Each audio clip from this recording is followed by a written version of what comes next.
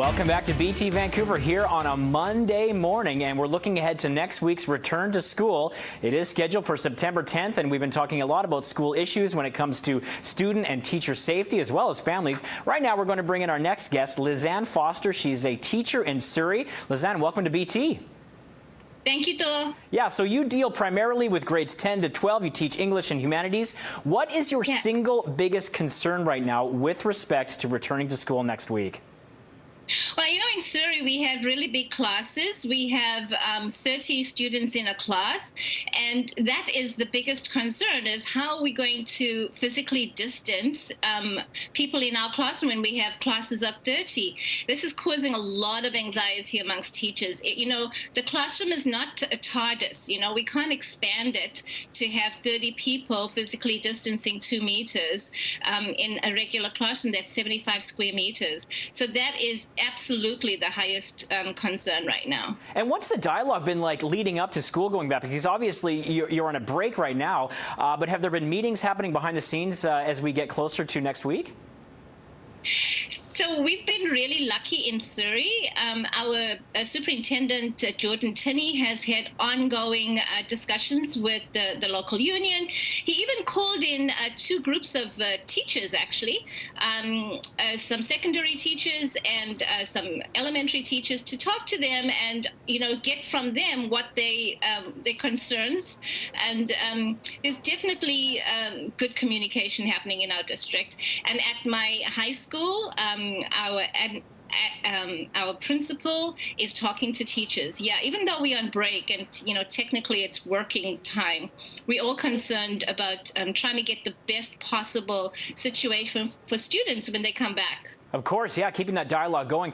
In addition to the class size issue, are you concerned as well about safety protocols with respect to hand sanitizer, Yes. PPEs, things like that? Yeah, so one of the good things that the government did was to inject that money. I think it was 45 million, I can't remember, into giving districts money in order to increase cleaning and increase, all the ways to keep the classrooms cleaner. And I know that our district is going to be hiring more custodians, and so that there'll be more regular cleaning throughout the day. So that was, in terms of cleaning surfaces, you've got a school of 1,400 students. Right. Even if you're cleaning the surfaces twice a day, that's 1,400 students touching things. So I don't know. It seems like quite an impossible task for custodians. It's a lot of little hands. On Friday, there was a government-funded ad that was released to sort of quell fears about going back to school, and it featured Dr. Bonnie Henry, and this was met with some controversy. What were your thoughts on this? Well, this is my dream classroom. So many of us would think, oh, wow, we'd love to have that classroom. There's light. There's only 6 kids in the class. There's a sink at the back. I'm like, oh, my gosh, can we have that classroom too? And then we looked closer at it. One of the things we noticed was the only student in the room was wearing a mask was a student, of Asian descent.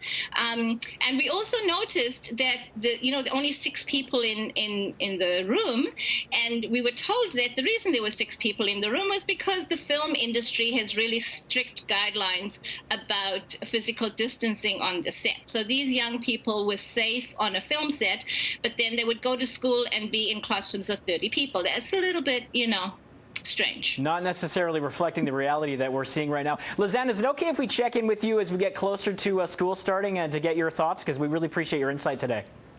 Yes, okay. Absolutely. You have a great morning. Thanks, Joel. Okay, we'll talk to you soon. That's Lizanne Foster, a teacher in Surrey High School, and echoing some of her concerns about going back to school next week. All right, we'll send it over to Greg for